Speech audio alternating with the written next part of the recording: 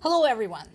There has been another deadly attack, deadly, large scale, brutal, ruthless attack by Russia targeting Ukrainian civilians. And actually, that death toll in Associated Press is outdated. Looking at Ukrainian sources that get updated a little bit more in time with the events, we are now up to 6 people killed. 53 ballistic missiles and cruise missiles and 496 drones have been fired. In addition, glided aerial bombs have been used also across Ukraine. When I spoke to my parents this morning, my parents are alive, but they told me they have not slept today because they spent all night hiding in the hallway, because that's where the load-bearing wall is at. So usually that's where they sit, in the doorway, as that is the strongest part of their apartment. Not much of a cover, but it is at least some type of a cover. But that's what it has been like for them and for hundreds of thousands, millions other Ukrainians. So switching from Associated Press to Kyiv Independent, if you want more recent updates on this, we're now up to 6 dead and 18 people injured. And in this case, the areas targeted were not just close to the front lines. This was across the country, because 4 people were killed and another 8 were injured in Lviv region. That is way over there in the western part of Ukraine. That is the area that is bordering Poland. And 4 dead were from the same family, including a 15-year-old girl. So the area, the part of the Lviv region, is 50 miles from NATO territory. It's that close. Again, I always invite people to consider the area where they live and invite them to think about anything, any place that is that many miles away from you. So within an hour's drive. 1 more person was killed in my native city of Zaporizhia, and 10 more were injured. And yes, there was some damage to the energy facilities, basically supplying electricity to Ukrainian cities. But in addition, there was significant damage to other buildings, like apartment buildings, homes, businesses, and so on and so forth. In Kherson, a 77-year-old man was killed during the shelling. So those are the targets, folks. A family of 4, including a 15-year-old child, a 77-year-old man. I'm still waiting for an answer. I'm still waiting for somebody to explain to me what danger did these people present to Russia. Despite all of that happening, Ukraine stayed the course and continued its laser-sharp, precise, carefully planned, carefully executed attacks, where they stick solely to Russia's military objects and Russia's oil industry.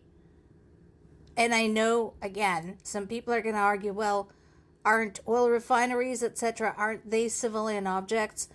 Unfortunately, Russia had turned its own oil refineries into the objects of war, because the oil revenue is what is used to feed this war, and what is used as the main trading good from Russia to obtain weapons and supplies and favors from its allies. Yeah, ordinarily, oil refineries should be civilian objects. No argument there. But that's what Russian government had decided by using these as a lifeline for their military. They've turned them into military objects. Now, in addition, this is not getting covered a lot in the United States. So, Ukrainian Special Operation Forces struck a Russian ship. It is an M-class small missile ship, a carrier of caliber cruise missiles.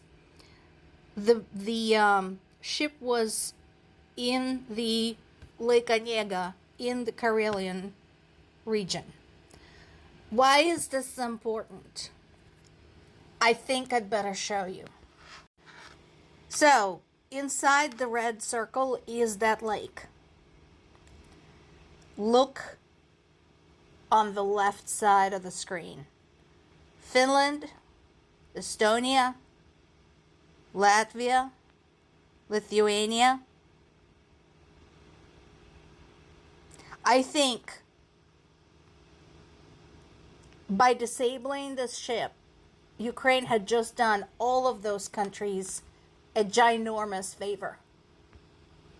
Because make no mistake, whatever missile carriers are found in the waters of that lake region near the Baltic Sea, those missiles are pointed at those countries. That's why those missile carriers are there. There's been some very concerning developments among Ukraine's allies. In this particular case, in Czechia. Czechia has been a very strong, very supportive ally of Ukraine until now.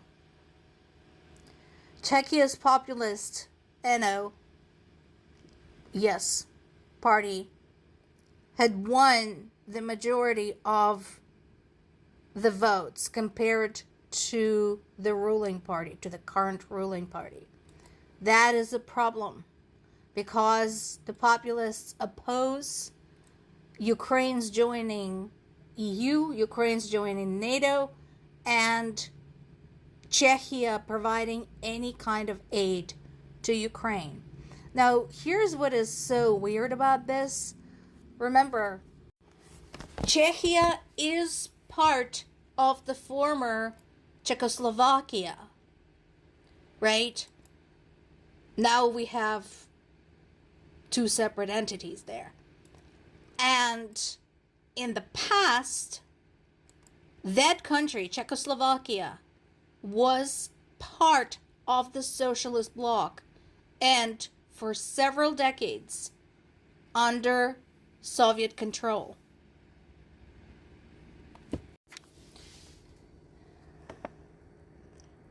In 1968, Czechoslovakia was jointly invaded by 4 Warsaw Pact countries: the Soviet Union, Poland, Bulgaria, and Hungary. Now, you might point fingers, say, see, Poland and Hungary and Bulgaria did it too. Yes, but guess who was controlling them? And this is why it surprises me that anyone who lived in those countries that were treated like that by the Soviet Union are now supporting Russia. I do not understand this. Including Hungary. On one hand, Orban had made it official that he likes having Ukraine as a buffer between himself and Russia. On the other hand, he is one of the staunchest opponents of Ukraine anything. Explain that to me. More to come.